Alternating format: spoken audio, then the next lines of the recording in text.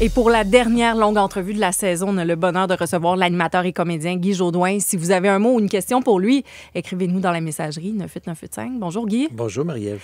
Tu étais surpris pendant la pause quand je te disais les auditeurs, ils participent oui. là, aux entrevues. Ça te stresse? J'ai été comme angoissé d'un coup. Je pensais que c'était une discussion tous les deux. Puis je me disais, OK, il va y avoir plein de monde avec qui je vais jaser. Mais en même temps, j'aime jaser aux gens. Là. Mais quand tu vois pas les gens, c'est toujours un peu inquiétant. Je pense que tu vas aimer ça. D'ailleurs, on a déjà des commentaires pour toi. Non, mais c'est vrai, parce qu'avant la pause, j'ai annoncé que tu venais en longue entrevue. Ça commence tout de suite, là. Ben, vas-y, on passe ça. Guy Jodoin, bonjour. On te l'a sûrement déjà dit plein de fois, mais j'aimerais tellement ça être ton ami.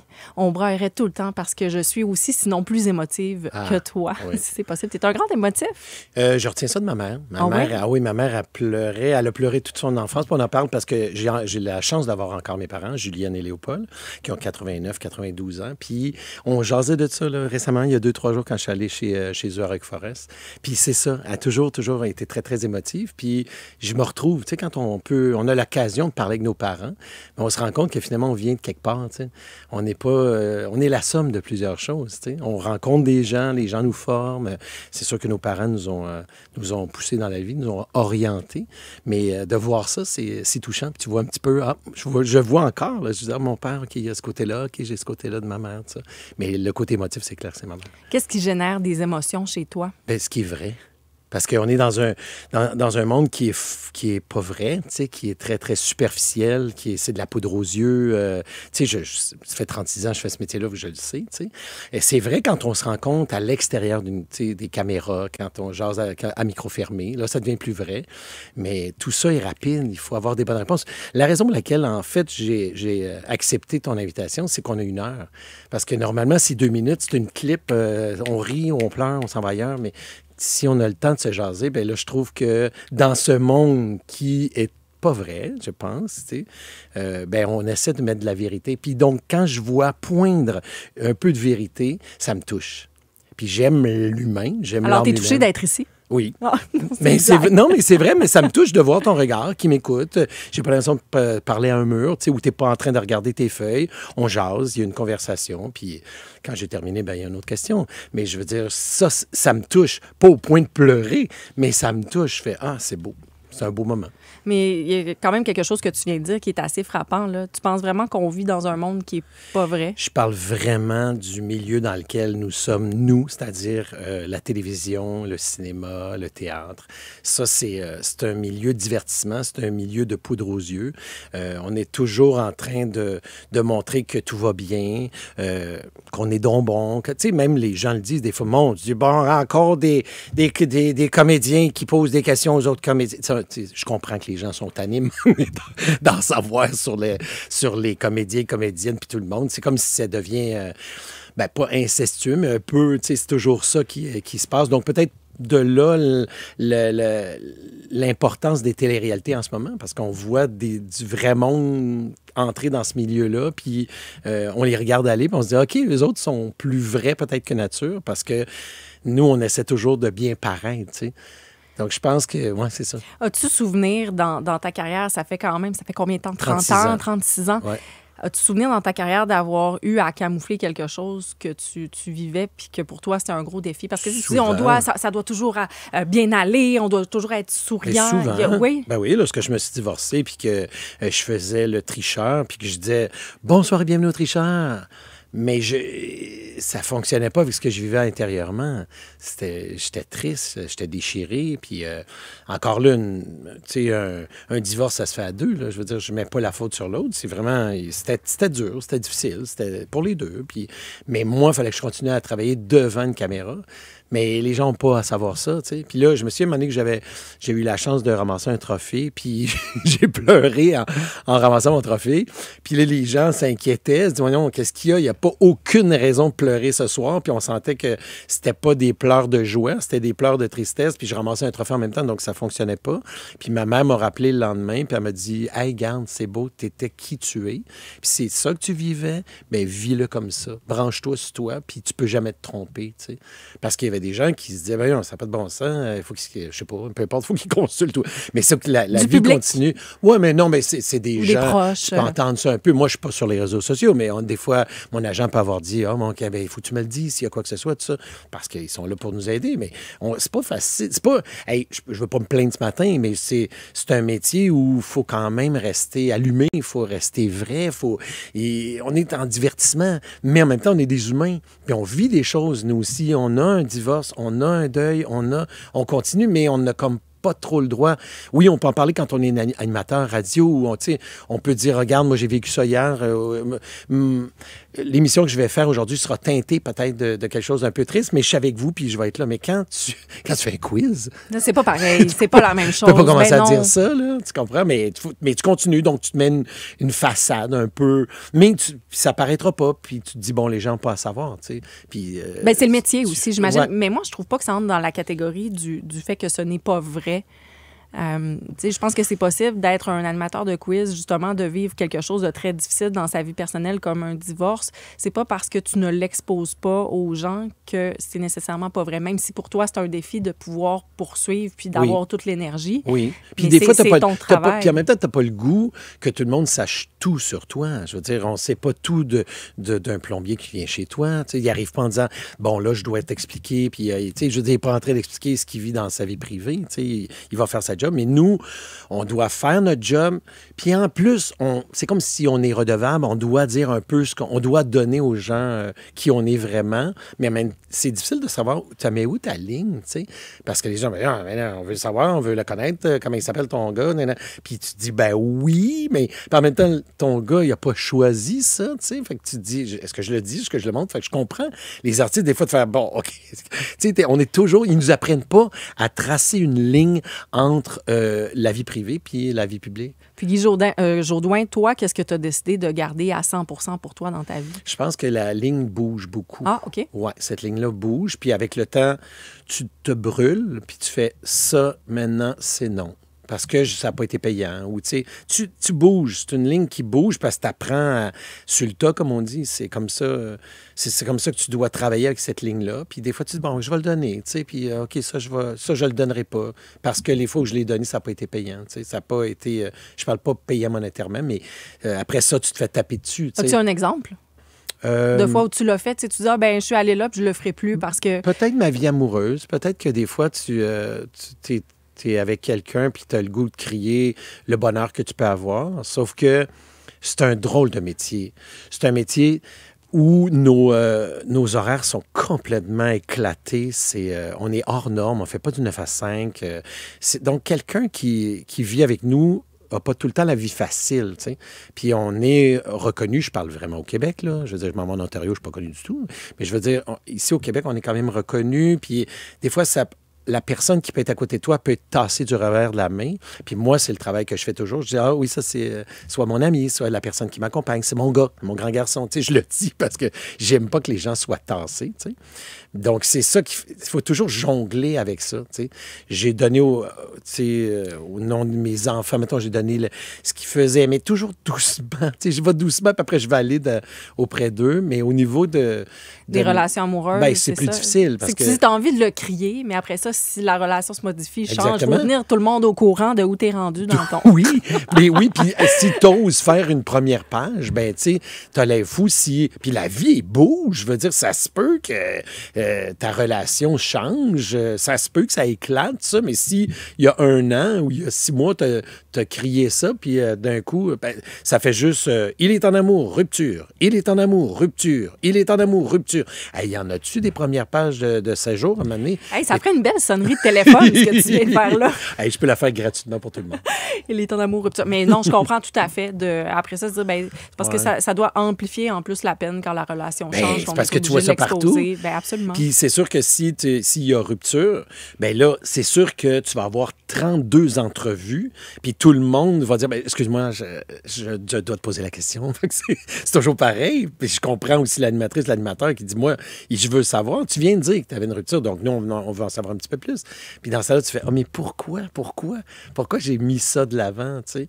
Puis en même temps, comme je te dis, tu veux quand même vivre, tu sais, tu veux aller au resto, tu veux continuer tu veux vivre des belles choses avec les personnes que tu aimes autour de toi. Tu veux que ces gens-là participent. Tu veux pas être seul à vivre ces belles choses-là. Ah, mais ça, toi, t'es vraiment, parce que je t'écoute parler, t'es vraiment une des personnalités publiques au Québec qui est dans l'univers du potin puis des petites revues, là. C'est ça qui est le défi aussi. Oui. Parce qu'on veut grappiller, on veut aller chercher chacun des éléments de ta vie parce que t'es tellement aimé, tellement apprécié, tellement suivi. Puis je le comprends aussi, mais je me dis, puis c'est correct d'en donner, mais je pense qu'il faut se garder quelque chose, sinon tu deviens transparent, puis trop transparent, c'est que là, t'oses plus rien faire, t'oses plus bouger, parce que tu dis toujours, il y a quelqu'un qui va me coincer quelque part. Dans la vie de tous les jours, ça me dérange pas. M'en va à l'épicerie, quelqu'un me dit, écoute, il me parle de son enfant qui est malade, je vais rester sur le bord des pieds de céleri pendant 30 minutes, puis je vais l'écouter si je sens que la personne a besoin. Puis si j'ai pas de temps, mais je vais le dire, hey, je suis vraiment attendu à tel autre endroit, mais j'aime parler aux gens.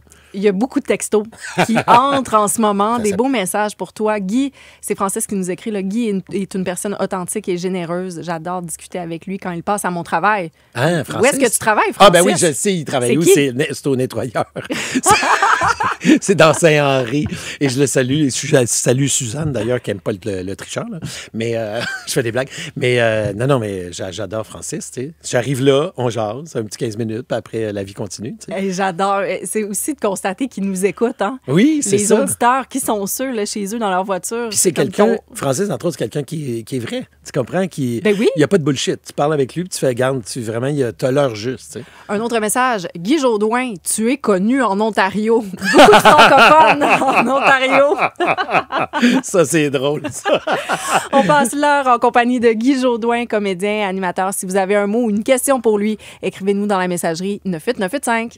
On passe l'heure avec Guy Jodoin, comédien, animateur. Je rappelle, si vous avez un mot ou une question pour lui, un souvenir, écrivez-nous dans la messagerie 98985. Pourquoi je dis souvenir, Guy? C'est qu'il y a beaucoup de souvenirs d'auditeurs qui t'ont suivi dans tes multiples projets. Là. Okay. On aura l'occasion d'en parler, mais une galaxie près de chez vous, ça revient beaucoup, beaucoup. On te demande même de... Écoute une phrase, là. Est-ce que Guy peut nous faire un nombrade? Oui, je suis le cabinet charpent de Romano Fuffer. Je vais prendre un nombrade. Tu sais, ça prenait une petite mise en scène. Extraordinaire, on va en parler. Ça, c'est drôle parce que les gens, des fois, me demandent ça. Quand j'étais, entre autres, en train de faire sucré-salé à la ronde, les gens venaient me voir et disaient, excusez, Monsieur Jourdain, pouvez-vous me faire un nombrane? Je disais, pardon, je comprenais pas. Tu sais. Non, mais juste me taper pour que je puisse tomber à terre. Pardon. Puis il y avait quelqu'un qui m'avait dit, je vais le faire, mais j'ai mal aux genoux. Mais j'ai dit, oui, mais t'es pas obligé de tomber ses genoux, là. Mais il dit, non, fais-moi-les. Je dis, OK, nombrane. Puis là, il tombe ses genoux. Oh! Je fais, oui, mais t'étais pas obligé de tomber ses genoux. Puis après, il dit, ma femme aussi. Puis je fais, non, toi, c'est vraiment absurde. C'est né, je me souviens à la ronde, ça m'avait beaucoup fait rire. Je disais, OK, on a créé un monstre. Justement, parlant du monstre, on a un extrait d'une galaxie dans une galaxie près de chez vous. On va l'écouter. Mes amis, la mission reprend. Et j'espère que cette aventure nous aura appris une chose. Que toute vérité n'est pas toujours vraie. On fait pas d'omelette sans se casser les yeux. Oui, comme dirait Jules César, veni, vidi, vici. Ce qui veut dire, je vais y aller, checker, puis on va vous rappeler. Mes amis, ça a été difficile. Aussi difficile que de trouver une aiguille dans une botte de pompier. Je me souviens même plus de ces proverbes-là, t'imagines? Je peux vous dire, pendant qu'on écoutait l'extrait, moi, j'avais devant moi le capitaine Charles Patnaud, avec les yeux, le regard, vraiment.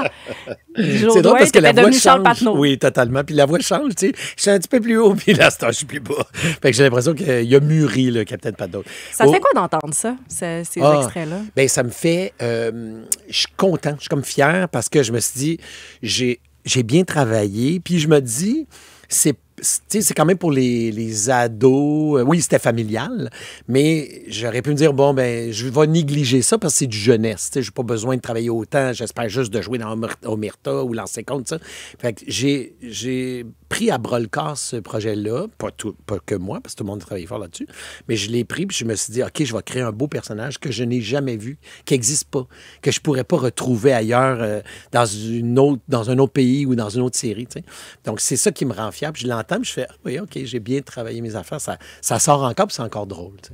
Qu'est-ce que ça a changé dans ta carrière, ce rôle-là? Ce que j'ai aimé quand on me l'a offert, c'est que quand j'étais à l'école de théâtre à Sainte-Thérèse, Lionel Groux, je faisais beaucoup des personnages un peu comme Harlequin, c'est-à-dire un peu plus comiques. Puis en ayant, oui, tu vas me dire que le personnage est comique, mais en même temps, c'est le straight man, c'est celui qui est le plus sérieux dans la série. C'est lui qui est, tu sais, on se rattache à lui. Donc, c'est comme si tu me donnais une colonne vertébrale. C'est comme si tu mettais une colonne vertébrale à mon côté d'interprète. Tu sais, c'est comme si je pouvais maintenant être un personnage solide. C'était comme le début de ça. C'était le début du renforcement de l'acteur que je peux être maintenant, tu sais. C'est ça que ça m'a apporté. Donc, j'étais tellement fier, même que quand on mangeait sur l'heure du midi, je sentais que les gens, les autres comédiens, me disaient « Bon, fait Guy, où on pourrait aller manger? » C'est comme si je devenais le capitaine. Ah ouais, le leader! Un peu. Puis pourtant, okay. je suis un leader, mais je suis un leader tranquille, moi. Tu sais, je suis pas quelqu'un qui fait hey, « Regardez-moi, c'est moi qui décide. » Je suis plus un leader, mais par l'exemple, tu sais, ou un leader tranquille. Ouais, c'est ça, tu sais. Ce qui fait que quand je sentais que c'est un peu de même. Tu as dit, tu joues un personnage un peu demeuré, puis là, les gens vont te considérer un peu. Mais là, ça me donnait, c'est ça, ça me donnait de l'importance au sein du groupe.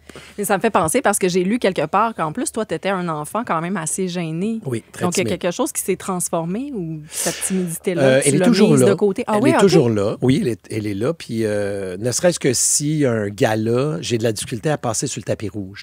Toujours été comme ça. Puis même que les gens me connaissent, dans les médias, ils font « Non, mais Guy, regarde, tu le feras plus vite ou tu le feras à la fin. » Mais j'ai un petit peu ce côté-là. Puis je pense qu'avec le temps, cette gêne-là s'est transformée en respect. C'est comme si j'ai un respect pour tout le monde.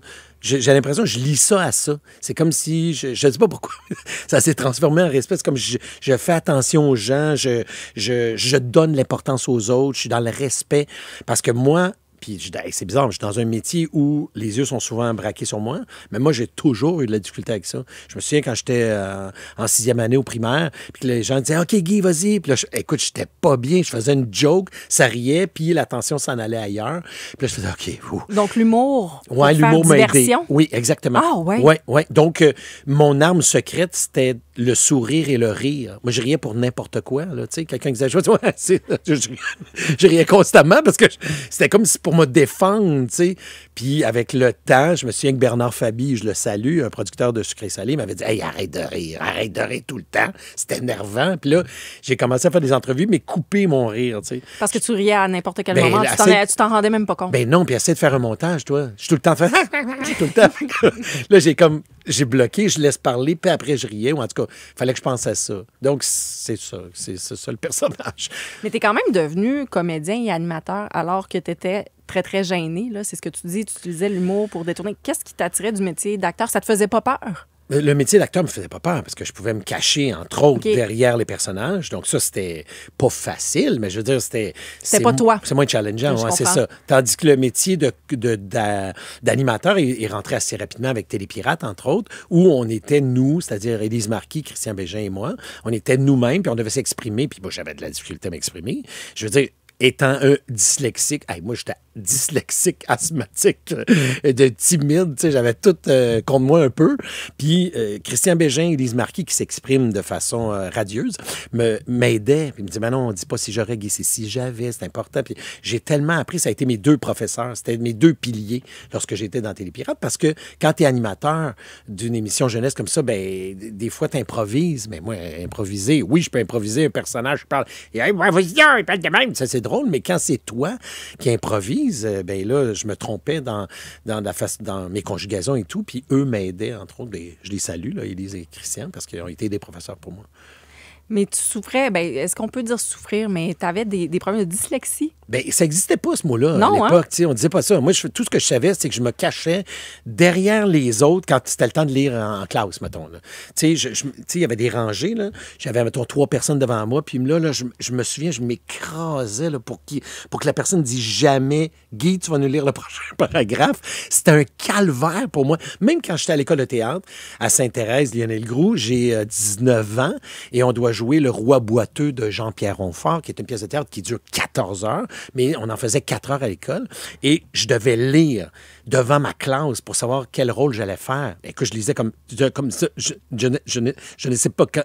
C'était ça, là. Puis tout le monde complétait les phrases pour moi. Puis tout le monde soupirait. Mais ça s'appelait Le Roi boiteux. Et qui a eu le Roi boiteux? C'était moi. Mais je ne sais pas pourquoi ils me l'ont donné. Je me suis dit, OK, ils me mettent vraiment dans un beau piège, là. Puis j'ai travaillé comme un fou. Puis je me suis transformé. Je suis devenu ce personnage-là. Puis c'était le début de mon aventure de 3 ans à l'école. Puis ça a bien été, mais je partais de loin, là. Moins loin des lectures, là. Si je joue au théâtre, puis ils me disaient, on va faire une lecture, là. Tout le monde a... Encore aujourd'hui? Ah non, ben oui. Je suis toujours en train de dire, peux-tu avoir le texte d'avance? Tu sais, je veux pas lire devant tout le monde. Même que j'appréhende le jour où on va tourner le 3e film de Dans une galaxie, puis que Claude Legault puis Pierre-Yves Vernant, les auteurs, ne voudront pas me donner le texte d'avance, puis je vais être devant tout le monde, même si c'est mes amis. Je sais déjà que je vais avoir de la difficulté à lire, tu sais. C'est comme ça, mais ça me suit depuis toujours. Puis même que quand on lit, là, je me suis... on va lire Dans une galaxie. Moi, je lis les pages d'avance. Je fais juste lire mes bouts d'avance, parce que je me dis, au moins, je peux le lire. Être prêt un peu, savoir qu'est-ce que tu vas dire. On s'entend, c'est 3-4 secondes d'avance. Là. J'essaie de lire juste pour savoir où je m'en vais. Fait que c'est n'importe quoi. J'ai toujours eu peur quand je faisais du théâtre et qu'on était à la première lecture que le metteur en scène se dise « Ah, pourquoi j'ai donné ça? Il est pas bon, là, tu sais. » Mais c'est juste qu'avec... C'est pour ça, moi, que je dis tout le temps « Hey, travaille fort là-dessus, travaille fort. » Je suis toujours en train de dire ça parce que c'est vrai. C'est ma façon... Pourquoi j'ai pas de carton dans les mains? Parce que je sais pas lire. J'ai de la misère à lire. Je sais lire maintenant. Mais je veux dire, avec le temps, je me suis détendu. J'ai pris confiance en moi, je suis capable maintenant de lire. Tu sais, je prends mon temps, mais j'ai toujours... tu sais, comme quelqu'un qui est bègue, bien, s'il est nerveux, ça peut revenir, tu sais. Mais c'est un peu la même affaire. Dès que je suis stressé puis qu'on me demande de lire quelque chose... Hey, j'ai fait... Là, je parle beaucoup trop, mais j'ai fait un moment... Non, mais continue, là. J'en apprends beaucoup à propos de toi. J'ai mené un film de Disney, Volt. Et là, on m'a demandé de jouer. Claude Legault jouait le petit chien Volt. Puis moi, je jouais le petit hamster dans la boule. Tu sais, il y a comme une boule, il se promène à terre. Mais j'avais du texte comme ça se peut pas. Puis quand tu fais du doublage, on te donne pas les textes d'avance. Moi, j'ai dit, écoutez, les amis, si Disney veut que je fasse hamster dans la boule, mais personne ne sait ça, là. Je te le dis parce que ça me fait rire. Mais j'ai dit, donnez-moi les textes d'avance. Mais on n'a jamais ça en doublage, mais moi, j'ai dit, il faut que tu m'y passes un peu d'avance. J'y arriverai jamais. Mais non, j'imagine, parce que comment ça fonctionne, le doublage? Là, pour ceux qui sont à l'écoute, là, vous avez l'image devant vous, projetée sur grand écran, puis le texte qui est à proximité. C'est comme si c'était des sous-titres. Là. Oui, puis le texte passe, mais il est écrit à la main. Fait que, tu sais, ils vont l'étirer, le E, puis pour écrit à la main. les intentions. Intonation, ou étirer ton « je ne sais pas ». Ils vont étirer le « je », tu sais. Hey, moi, là, je l'ai travaillé, puis j'étais pas bon, t'imagines? J'ai travaillé chez nous, juste 2 semaines, mettons, puis j'étais arrivé en doublage, puis j'étais pas bon. J'étais pas bon. T'imagines si j'avais eu ça le jour même, parce que les gens n'ont pas ça d'avance. Ils arrivent, puis ils voient le texte, puis ils font ça d'un coup. Il y a du monde qui sont hyper bons en doublage. Pas moi, tu sais. Mais en tout cas, c'est ça, moi, qui me guette depuis toujours. Ce qui est fascinant, c'est à quel point tu as réussi à faire ton chemin, Guy Jodoin, au travers de tout ça, cette difficulté-là, parce que ça ne paraît pas, il n'y a personne qui est au courant, puis tu essaies de le camoufler, mais tu le dis, c'est énormément de travail. J'anime un quiz. Je lis des questions. C'est ça? T'imagines? T'es acteur. Je veux dire, tu mais fais un métier. Non, mais acteur, ça va. À la limite, tu peux travailler d'avance. Oui. Tu sais, mais ce sont les mots autour de toi. Oui, tout le temps. Oui. Puis je les fuyais. J'ai fui les mots toute mon enfance, puis maintenant, je jongle avec. Je vais lire quelques commentaires. Je le dis, les textos, ça rentre, mon cher Guy.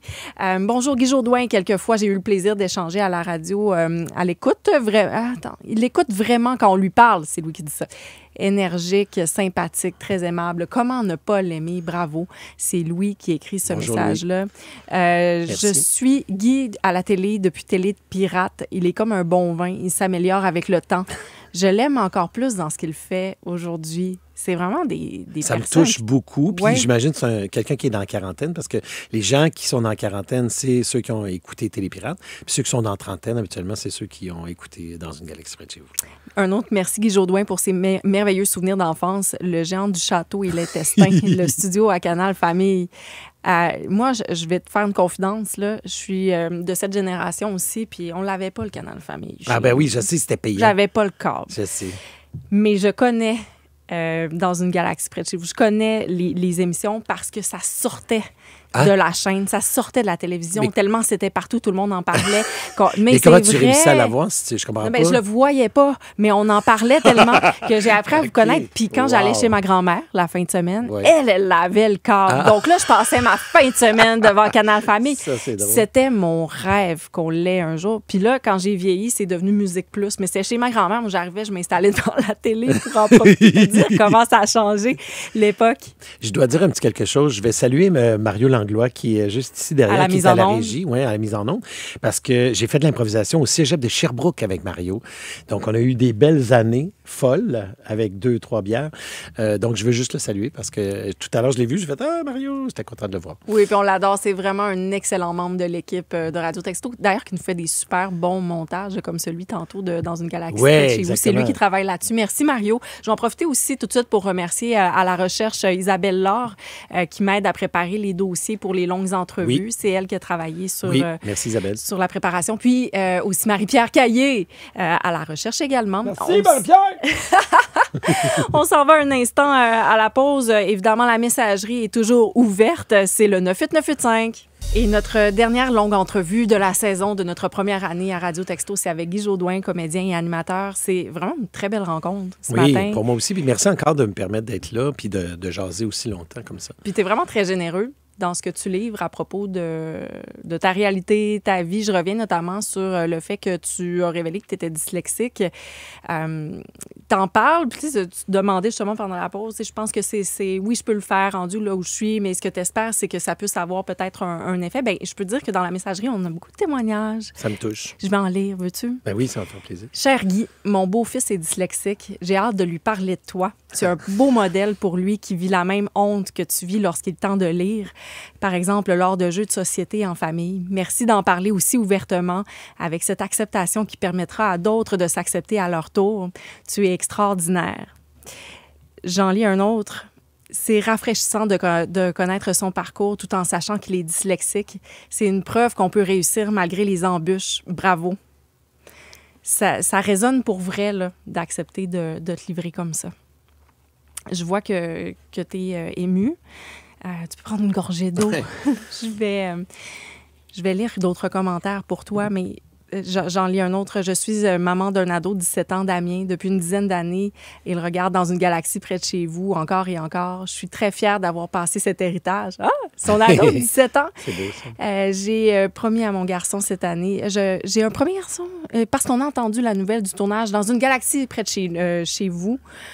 3, c'est ça, parce qu'il va y en avoir une édition 3. Et elle dit, elle travaille dans le cinéma. Elle aimerait beaucoup travailler. C'est Annick. Là, ça vient de rentrer, je le lis au même moment. Je pense que ça paraît. J'essaie d'interpréter au même moment. Ben non, c'est beau. Bonjour, Annick. Mais c'est ça que je disais, pour revenir sur la dyslexie, on te voit, puis dans ton travail, Guy Jodoin, ça a l'air facile.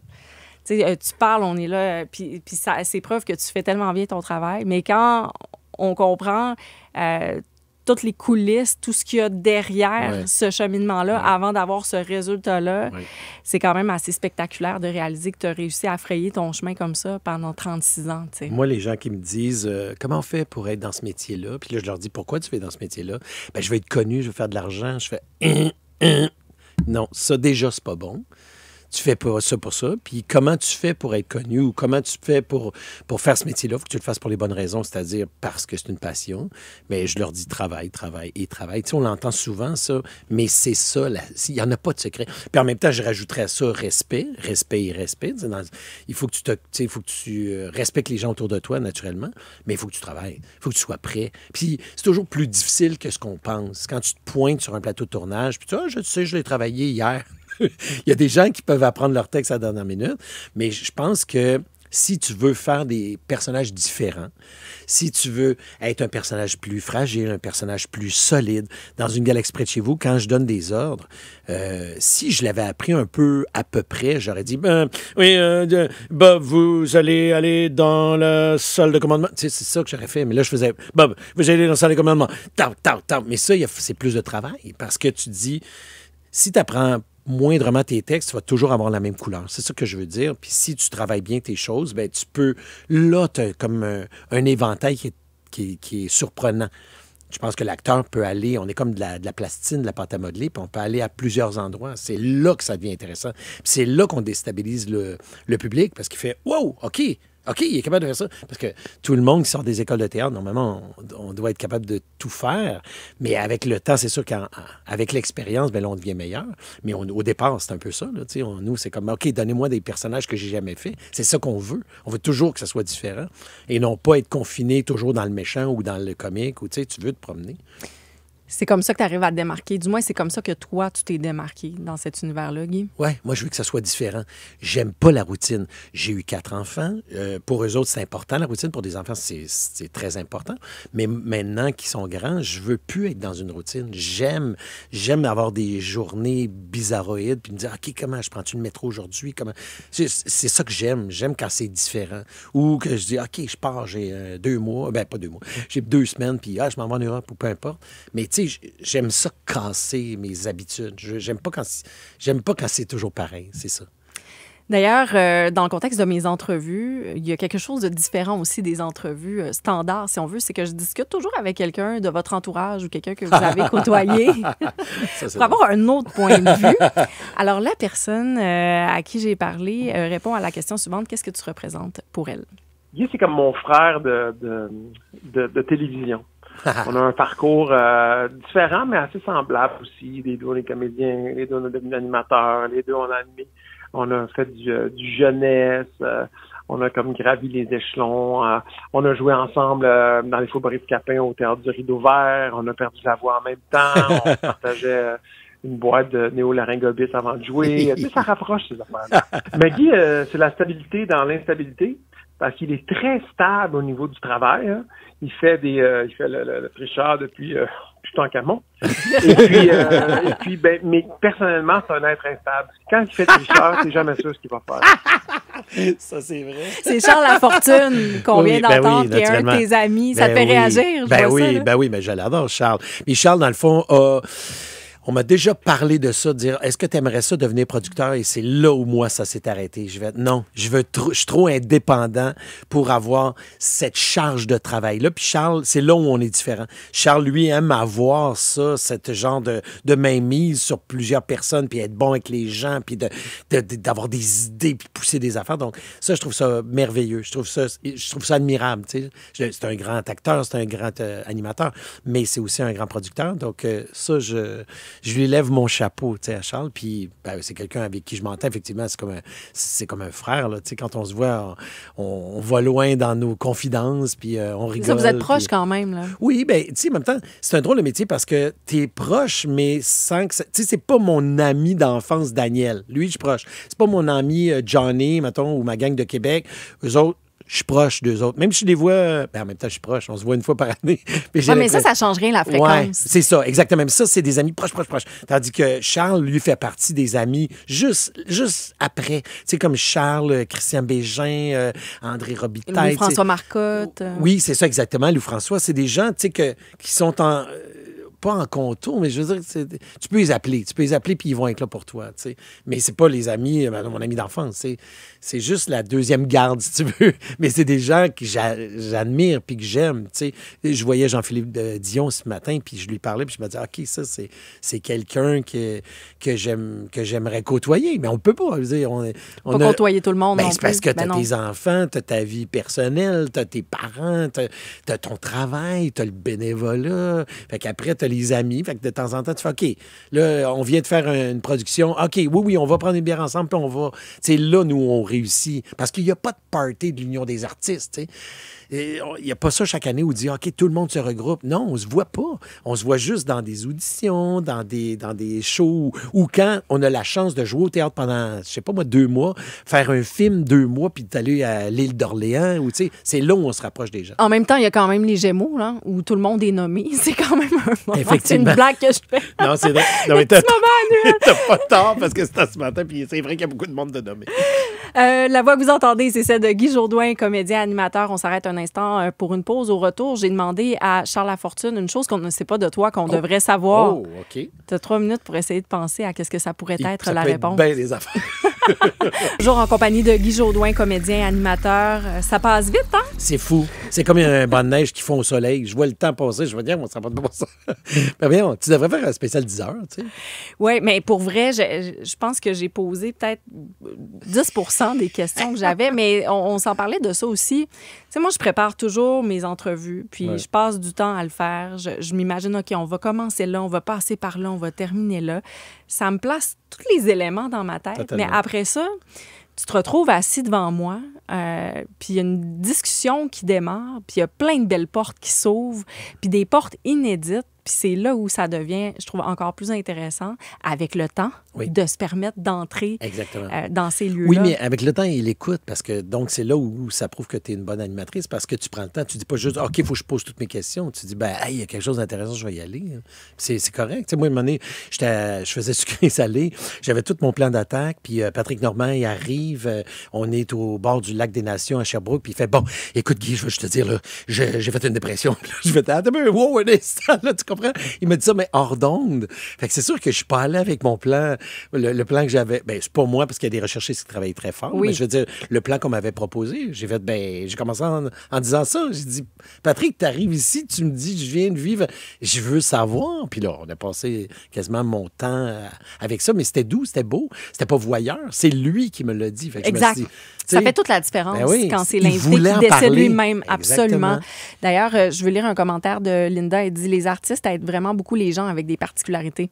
Guy aide les gens dyslexiques en parlant de sa condition. Varda Étienne m'a fait prendre conscience que j'avais un trouble de personnalité limite en parlant de sa bipolarité.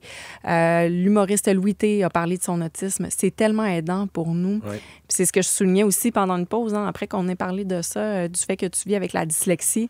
C'est que ça a une réelle influence quand les personnalités publiques décident d'en parler. C'est très difficile d'en parler parce que, tu sais, là, c'est sûr que moi, ça fait 36 ans, fait qu'à un moment donné, j'ai comme plus rien à perdre. Mais quand tu commences, tu veux camoufler ça. Tu veux camoufler tes défauts parce que tu dis, on va pas me réengager. On est beaucoup plus insécure.